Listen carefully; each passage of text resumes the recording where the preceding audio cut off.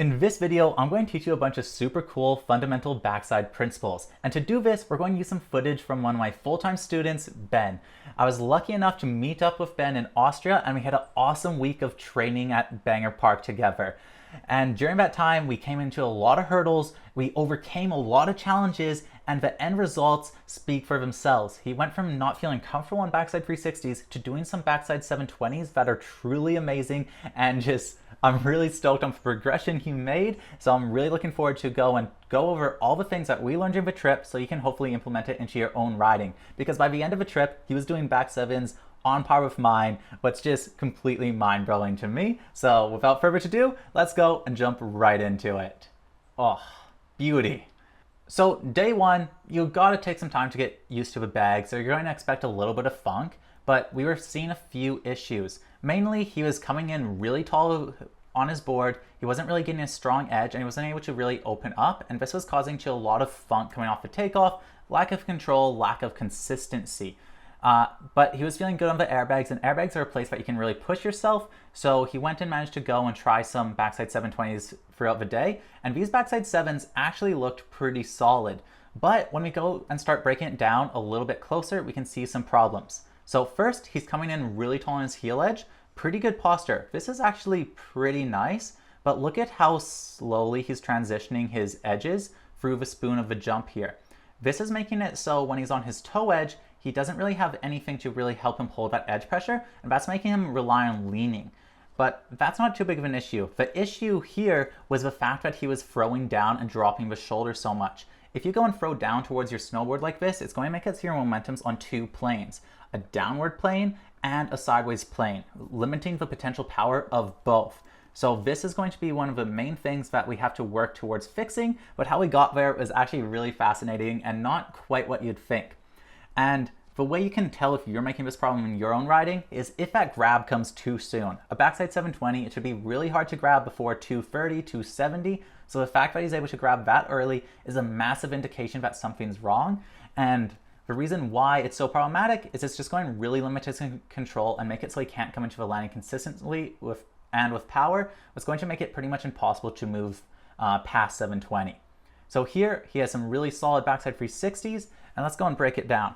So we were doing some studying before this, so his principles are actually really good, and we can see he's already doing a little bit of initial heel edge pressure towards the jump, getting his board angled towards the right corner. This is really important whenever you're doing a backside spin because it increases your turn radius. With your board angled here, it makes it so as you transition to your toe edge, you can turn a little bit before you're going and starting to shit hook off the end of the takeoff, just giving you more room to work with. But we can see at the spoon of a jump here, his board's pretty flat, pretty much pointed straight. So here he is doing not enough angle of his board. He is getting onto his toe edge too soon, and he's going and having his hips and shoulders too squared. We can see that his hips aren't open, his shoulders are squared, and this is making it so he doesn't have much range of motion to work with. So when he goes and gets to his toe edge, he has to be really tall and really light on the edge, or else his board will start turning. So this is leading into the next problem that Ben was having that we had to get really creative to fix, and that is this 2-foot jumping. See here how his board's leaving off the ground at the same time and his legs are fully extended? This is because he's actively jumping up with his legs. When you're spinning off a jump and hitting a jump in general, you're actually trying to make sure that your board's making contact with the jump the whole way off and having your tail snap off the end. But because Ben's turn radius was off, in order to keep his board straight, he was preemptively jumping his board so he didn't go and shit hook and start breaking at the waist. So this is showing big signs of imbalance, making it so he needs to rush the position. That said, he gets a good pop-up, and there's a lot to really like here about his fundamental air control. First, look at his head position. It's really patient, and his shoulders are relatively squared. The reason why this is such a good sign is a lot of people at this stage are scared to get the 360 around, so their head will be pulling towards their shoulder and looking over the shoulder or tucking in this way. It's going to throw off your balance because it's going to set your rotation too much over your back foot. So Ben is doing something here that is really a big reason why he was able to make so much progression and so much control on his back freeze, and that is popping up, patient with that upper body, continuing that upper body rotating through, and look at this back arm, pulling the whole way. Pulling the back arm like this really helps because it makes it so your chest is rotating, your arm's pulling, and that's going to let your head spot the landing sooner. And the most important thing is, with your upper body rotated, you can then pull it back across from you in order to counter-rotate to land. And that gives you a lot of control. If you're going an undershooting or overshooting, you can control the speed of your rotation. One of the things that was really throwing Ben off is, as he was coming on the fake snow, if he messed up his setup carve, it would sort of mess up his whole takeoff and throw. So that's just showing us that he has a very streamlined system, and if he wasn't following that completely, it would go and throw him off a little bit. So today, the fixes we were trying to make were increasing the angle of his board, delaying his setup carve so he's getting onto his toe edge later, and this should make it so he can increase the range of motion in his upper body. The one thing I want to point out here is, even though his upper body is super wound up to a point that I'd say this is maximum wind up you'd want to do, look at how square his hips are and look at how straight his board is. This is making it so he's not using the biggest rotation, what led us into another problem we faced, and that is that he was trying to set the rotation too much with his arms and not enough with his legs, and in order to keep a straight edge, he wasn't able to throw it as early as he needed to. You can see as he's taking off here, his upper body is rotated slightly closed off. This would be really good for like a backside 540, but for a backside 720, we need that upper body to be rotated towards the tail of the snowboard, completely 90 almost, and we want the hips to be following. But because he's having this disconnect of his hips not falling and his legs not falling, he's getting this dip position where he's popping up and pushing. And this is where we can really see that problem with that 2-foot jump. 2-foot jump, legs super straight, disconnecting the core from the lower body, and this is causing a lot of funk, and this is one of the reasons why he's getting so unbalanced and not consistent. Here, we can really see that he's trying to go and open up his hips more and get more angle by adding his arm over here, arm over here. We'll talk about this more later, but that's increasing his angle towards the corner, but because he's not dramatic enough with it and not smooth enough with it, he's not giving himself a really strong spin platform. And that's really the biggest thing that you can do to increase consistency on your spins, is build that platform. And that's why, even though he's working on 720s here, the same things could be worked on 360s, 540s, 7s. You can just work on more fundamental principles at the same time when you're doing 720s. So that's the focus. But if this was an on snow situation, I'd probably have him doing a bunch more backside 360s in order to go and fix this. So let's go and get a good one here. Doop. So you can just see sort of inconsistent, not really it yet. Here we're having some 360s, and I was trying to go and explain to him that we don't want that like tail coming up early, popping too much, but this was just making it so he was too stiff, and you can see for yourself, not really having the same control that we were having on day one. And that's a really normal part of progression. You take a step forward, you take a couple steps back, but fixing these fundamental core principles pay off in the long run. So it's important to not be scared of making changes, because that's one of the main reasons we were able to get Ben to go and accelerate his learning this fast and get his skill level this high in such a short amount of time, is he was willing to make any change if it would help his riding. And because of that, we were able to really streamline the process. So here, he's getting a little bit more bend in the legs, a little bit more angle. Let's look at his board. Slightly more angle towards the corner of the jump. Hips slightly more angled. Good head position. Arms snapping a lot more. See how he's waiting for that grab a little bit? But then as soon as he comes off the lip, instead of continuing that rotation through, hand straight down to the grab. So still a very similar problem, but this in-run and snap off the takeoff is looking a lot better, and he's starting to get more height off the jump. Let's break down why this happened really quick, because we can actually learn a lot about our mistakes on our worst attempts. So he's coming in, heels, toes, wind up, and then boom, right there. See that two-legged pop? So that's something that you'll find in your riding. Sometimes you're making a mistake, but it's only when that mistake is fully exaggerated do you see the actual ramifications of why you need to get it out of your riding. So the two-footed hop is something that plagues a lot of snowboarders, and it's something really hard to get out of the system. I don't know why, but it's engraved in human nature to think that you get more height by jumping with both your legs. But on something like a snowboard, you have momentum and speed. So you actually get way more height by staying strong and keeping your board on the same angle of the jump and then throwing your body on it.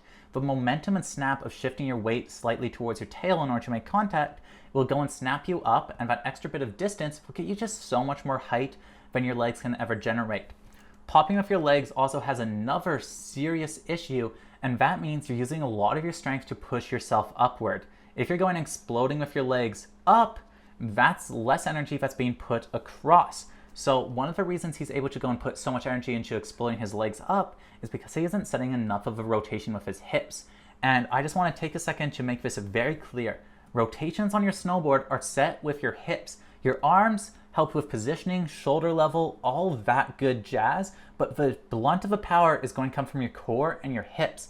And on a backside rotation specifically, it's really interesting because it starts with your arms start it nice and slow, followed by your shoulders, followed by your core, finishing with your hips. So that last little bit of snap and acceleration you want with your hips. One more note on that, it doesn't matter how fast you snap at this point. You can be snapping 1,000,000 miles per hour up to here, but if you go and hold down or slow down as you're snapping off the lip, your rotation's going to be slower. The thing that matters is your maximum speed of rotation as your tail leaves the lip of the jump. It doesn't matter how fast you're rotating your upper body before that point, it's all about generating speed.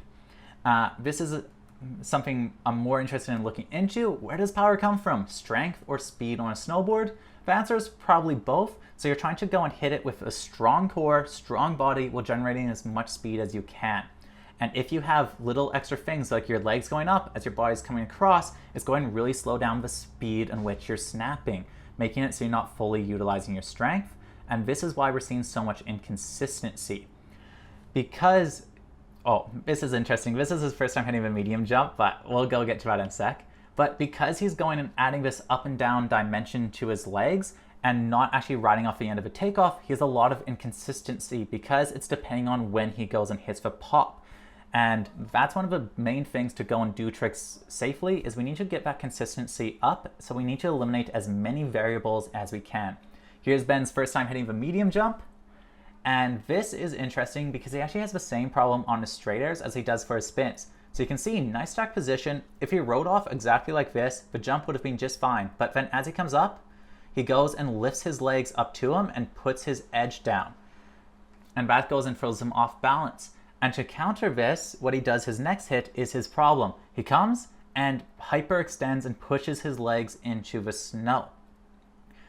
Where really all he had to do is hold this position. This position right here is awesome. And if he just held that and had his upper body pull forward a little bit, he would have been okay. But he's doing something called extending your legs 100%.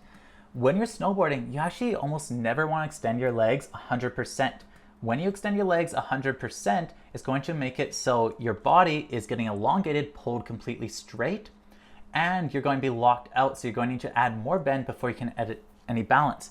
And that's why this straight air is actually better, where he hardly does anything at all. See how he just goes and holds the same position, shifts his weight to the tail, has it come off, and then pulls the upper body forward? Super awesome straight air. And then we're starting to see some problems. And this is what ticked me off to a big problem he was having with his spins, and that's his transfer from heel edge to toe edge. Because Ben is so tall over his board, he doesn't have much edge pressure. And this is making it so the sideways momentum he has from going from his heel edge to toe edge isn't being countered. When you're doing a setup carve, you're making sideways momentum. So here, he has momentum going this way. And we normally counter this by digging our toe edge to go and kill that momentum. But because Ben's maintaining such a flat position, he doesn't have anything slowing down the momentum, and that's causing his board to continue rotate, and that's why we see it sort of scuffing around and not being locked in. So if you use any heel edge coming into the jump, you need to use the equivalent amount of toe edge in order to go and counter that juice, counter that sideways momentum, and that's going to be a massive thing that will go and help your consistency. Because I love doing a little heel side carve to a little toe side carve on my straight airs, but if you don't do enough of a toe edge, it's going to really throw you off. Here, pretty good one.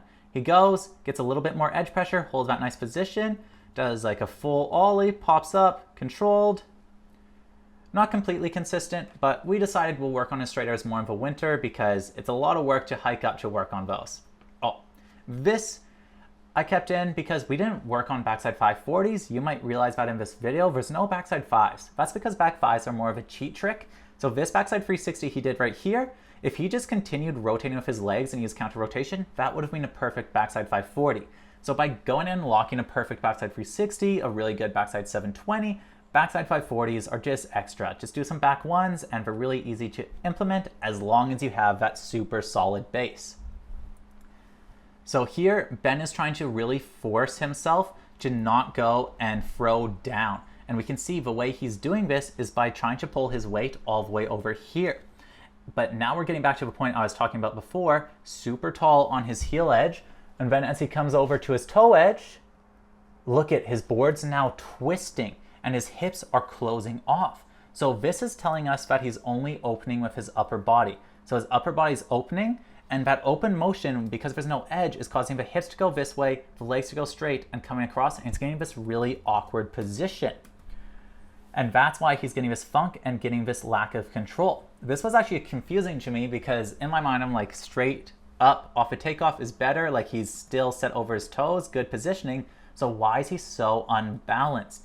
And it's because he isn't going and doing that proper edge. So what I was trying to tell Ben to do here is to add more bend to his legs to get it more bent in. This was a little bit hard to implement because he was very confused on just how bent down you're really supposed to get yourself and how squatted into a position you want to be and how early on. The coaching technique that I used to help this sink in for him is I told him to think of like a Japanese Euro carver, how they get really down low onto their edge in order to go and get those deep, deep turns. You actually want to be doing the same thing on your setup carve initially for the heel edge, trying to sink all the way down. The reason why is the more you sink down and the more you squat down, the more heel edge pressure you can put in without needing to rely on leaning. And that was one of the big problems we had with Ben because of his posture, is he was needing to rely on leaning his whole body in order to hold that edge pressure that he needed. So it'd make it so he had to lean to his heels, lean to his toes. And because he wasn't adding enough bend to his legs, he was staying straight using that little bit of lean, and that was making it so he's too flat base to grip in an edge and actually dig in. And if you can't dig in your edge, you're going to get this little bit of slip. So here, we just spent the day working on that, and I just spent every time like, Ben, more down, more squatted. And we can start seeing that he's doing it better here. See how he's going and doing a couple of things. First, setting his weight back into his heels, squatting down, upper body going over to compensate. We want slight edge pressure and we want to get this position early. Earlier we can do it, the more gradual we can have our angle towards the right corner of a jump. The reason why you really want a light angle towards that corner of a jump is the lighter the angle, the less sideways momentum, the less you need to counterbalance of your toe edge, the easier it is to stay tall over your board. The easier it is to stay tall over your board, the more clean your rotation power can come in. But this still hasn't fixed his problem of overextending the legs and throwing down with the upper body. But here, this is a good one. I really want you to pay attention to his front hand here, pulled towards the back glute. Front hand is pulled towards the front.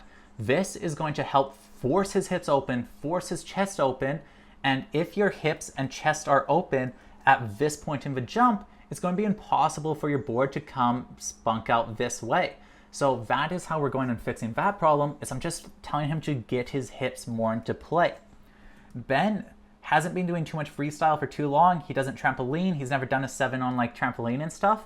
So he just wasn't aware of how important it was to get those hips open and use the hips for the spin. And this takes a little bit of time to train, but once you're aware of it, you can train it off a slope. And that's why I'm trying to go and really emphasize it, because I'm sure now Ben is going and working on opening those hips, closing them, and getting that full range of motion for maximum power. Here we have some straight airs, and you can see the straight airs are just a little bit off, a little bit funky. And here he gets seriously punished for it. So why did this happen? He has a little bit more bend in his legs, but look at where his weight's set, over his toe edge. So even though he's trying to do this heel side transition, he's not actually on that heel edge. And this is making it so when he goes onto his toe edge, he's still sliding, and that's leading to this little bit of a click. And then what does he do? Double leg extension, popping, catching heels, and ending in one of the worst case scenarios. And that's one of the reasons why you want to work on your straighters and everything in the smallest environment possible. You really don't want to be going and taking these risks, especially when you're trying to change a lot of things. And this leads me to a couple really important mental things that I went and tried to get Ben to change. There's two mental techniques that I really like to use when I'm snowboarding. The first is focus on what you want to do, not what you don't want to do. So Ben's problem was he was breaking at the waist, extending his legs to 100%. And when you're doing that, it's really common to tell yourself, don't extend your legs 100%. But what does your brain do with that? It tells you, extend your legs 100%. If you're telling yourself, don't grab too soon, your brain just simplifies it to grab soon. Just grab. So we want to be focusing on what to do, not what not to do. So Ben needs to focus on he doesn't need to focus on not fully extending his legs. Instead, he needs to focus on his upper body and his hips and staying relaxed and calm off the takeoff. I like to go and lump all those things together and calling it being patient off the takeoff.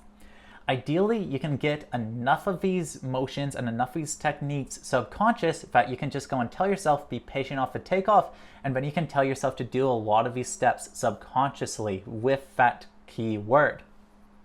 So say you're going and messing up your setup carve, you're getting it funky, you're doing it too soon. Don't think, I need to not do my setup carve too soon. Think, I need to be patient on doing my setup carve. And then you need to go and look at the root cause. It's really good to work on the tricks from the start to the end. So here we can go and make it so he doesn't need to think about a setup carve by going and making it so on the in run, initially he's adding more bend to his legs, more opening in the hips, more pulling forward, and this is increasing his range of motion, so he doesn't need to be as patient. The more range of motion and the more balance you have, the less precise you need to be. The less precise you need to be, the more perfect you can be. And this really leads me into another point. We're aiming always for 100% on our tricks. We want to do them absolutely perfect, but we want to make it so that our good enough is still resulting in a land. Snowboarding is filled with a ton of meh, good enough, with only very few perfects. So we really want to expand our range of our trick and our flexibility so that our good enough is still resulting in a land. And this is must be a good one because slow mode it, coming up, popping. Yeah, that's a super good one. So let's break down why this one's so good, because we've been breaking down a lot of what Ben shouldn't be doing, but this is an educational video, so it's a little bit different than the technique I use live coaching. So here, what do I love about this back seven? Because there's a lot to love about it. First, look at this. Front arm all the way up his back hip. Back arm pulling forward, chest open, hips open. Squatting down, so he has a lot of pressure on that heel edge, but without needing to rely on leaning. And then he's doing this position really early, what's making it so his board's in this little angled position early on, slowing down and extending his turn radius. Then his timing is awesome. He's transitioning from heel edge to toe edge through a spoon of a jump. He could actually delay this a little bit because the sooner you do it, the harder it is. But because he's holding a good position, he's able to get away with it. And look at how he's holding this open position. That slight angle is really coming into play. He's holding a good amount of toe edge in order to lock it in. And then he's going and snapping and staying tall, pulling that upper body through and waiting to go and hit the grab into 270 and then pulling with that back arm, keeping that head down, leading it through, and that would have been a land on snow. So really fantastic backside 720 there. And you can see, not every single time, but that was a really good one. And we still have a couple more days to go. So some more back sevens, and now we're getting to some frontside 360s. And I just won't talk about this too long because this is mostly a backside focused video, but the same principles apply. I'm telling him to go and get into the same position that he wants to be in for his heel edge on his toe edge. This is making it so as he transitions to his heel edge, he doesn't have a big range of motion, not much dynamics up and down, across, and this is letting him get a very clean transition to that heel edge, what's letting him get clean power coming through. And that's resulting in some really good frontside 360s. So early on that toe edge, coming into the heels, in a similar position, getting good pop. I'm also telling him to not worry about getting the rotation around. Frontside 360s, you can utilize counter rotation, what he's doing right there, in order to rotate a lot of it, so they really don't take much power. A fully rotated front one is around the same power as a frontside 360. Just because of that counter rotation principle. We won't talk about this too much because we have a bit more to talk about on the frontside spins, and surprisingly enough, my jaw is starting to hurt from this 26-minute video. Fascinating. Getting pops, and he was trying some front fives, front sevens here. The reason why this wasn't working is early and snapping too much off the toes. That's a principle for frontside 360s. You sort of want to make it sort of like you're spinning hard way, but still going off the heels. But he's working towards it and made some really good progression on it here. See that? Nice slow trans. Okay, a little aggressive there, but front seven, that's pretty funny. So nice transition. Look at his upper body there. Super subtle change, not much sideways momentum, waiting to wind up into after he's on his heels, then getting a pop, having his chest open, carrying that momentum through, head position good. Really solid frontside 360s. He's pushing himself here, but this is going to be a fantastic base to work on throughout the winter. And I'd definitely be, oh, that's sick. Okay, we'll break this one down really quick. So look at this. Patient, patient, patient. Weight really set over the toes, popping off. Upward momentum's continuing the whole way off the lip. Full extension off at tail, making contact the whole way. Legs only extended like 95%. Head position on the knuckle the whole time. Spotting the whole way. Coming around. Counter rotation, finish it off. Absolute freaking beauty. That is a super stellar frontside 360. If you can do a frontside 360 like that consistently, you are in a very high echelon in the sport. So if you're trying to get a good front three, go back, watch that video, break it down, and study it because that was very fantastic. So here, the goal, it was our last day, and it's like, let's land a good one. And we spent the whole day sort of challenging to not go and have Ben throw down and like overextend the legs. So we tried a bunch of different coaching things, asked some other dudes, we're like, just be patient, you just need to not throw down. But that wasn't really having too good of success for us. And we just weren't able to get past that point to get that consistency. And you can see he's sort of getting to his feet, he's sort of coming around, like the control he's having in the air is really good. The amount he's taking off, he's like getting to his feet every time, and there's no serious funk that's like causing any serious injuries. He's not at risk at any of these temps. What is a really great thing, he's coming to his feet, he's coming around, but this wouldn't result in being able to do backside 720s every single time on snow with no worry. You'd still be going and playing a little bit of risk. So here is about as good of a backside 720 as he could do with his style. But in order to get better, we actually have to change his style. And surprisingly enough, during this day, we actually managed to do it. So let's go and talk about this quick. So bent over, good positioning, nice transition, transitioning to the toes, snapping the spin, and you can see he's dropping down, hitting the grab too early, but he's making up for that because he got a good takeoff, good head positioning, good everything. But this is resulting in him going and getting the rotation around, not with much time to spare, and that's just not going to give him much room. So really good, fantastic, a lot better than a lot of 720s I see on the mountain, but it's not a good enough 720 to really want to move on to like a 900 or a 1080, and it's just not perfect. But if we ended the trip with that being his best 720, it would have been an amazing trip. But the fact that we went to the small bag after this and ground it up a little bit more turned it into a mind-blowing, completely awesome trip. And boom, right there. This is good. So let's talk about why this is so good. He does two really good ones this day. We'll start with this one.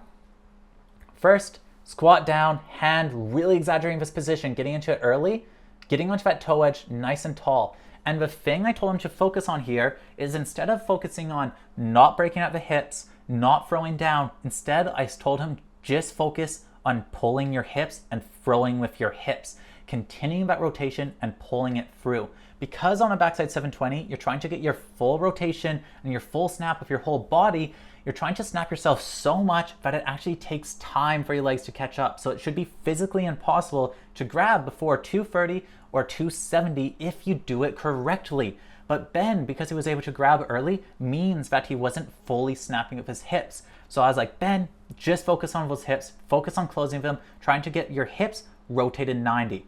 And check this out, hips rotated, upper body's caving in a little bit, but see how everything comes together? Boom, right at 270, and then he's able to pull in for the trick. That's it.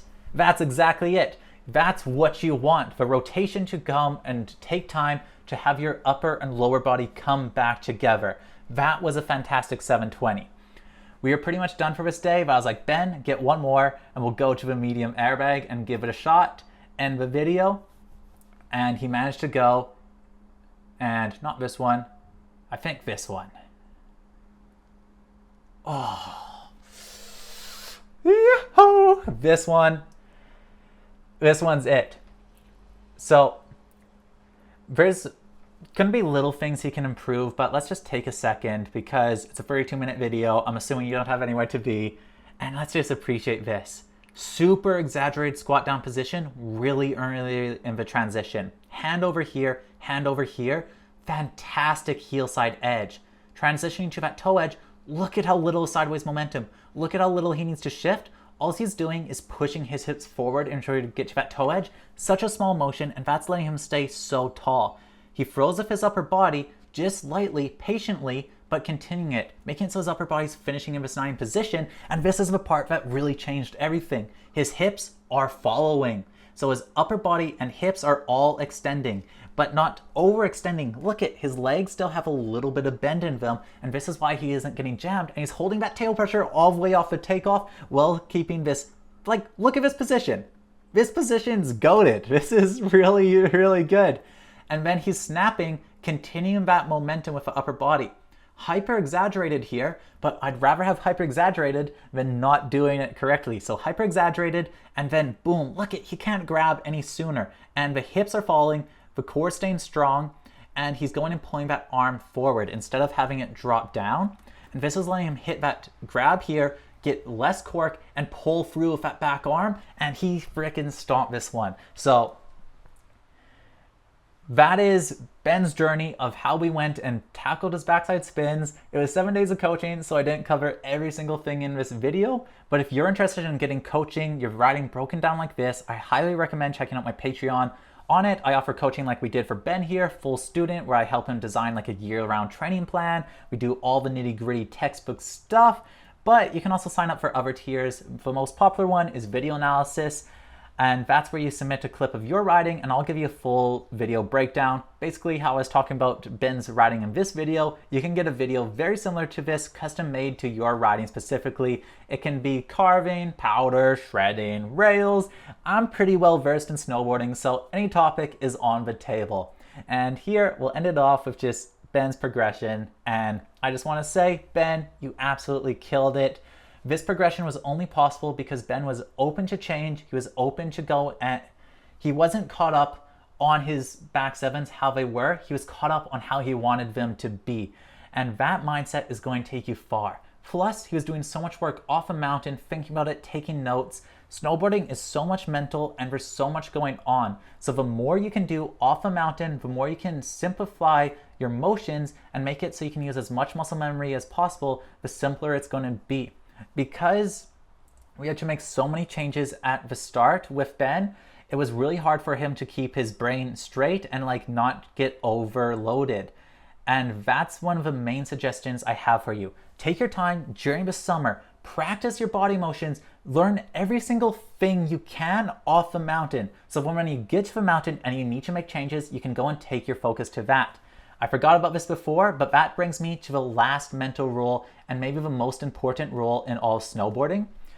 I like to believe you can only focus on 2 things at once. The first one needs to be your takeoff. Every trick is decided on the takeoff, and it's the base of all of snowboarding, be it straight airs, be it 2160s. And the second thing can be one change. It can be squat down a little more, it can be pull off your back arm more, change your head position, but you can't think about more than 2 things. Maybe you can get away for free. I wouldn't risk it. So focus on your takeoffs. That's where a great trick is made, and then you can focus on one tweak from there. And that's only going to be possible if you take the time and learn as much as you can off the mountain. So thank you so much for watching. I hope you learned something new in this video. And yeah, we'll be back at it with more amazing content soon. And hopefully just winter comes soon. Okay, I'm rambling. Have a good one, and we'll see you next time.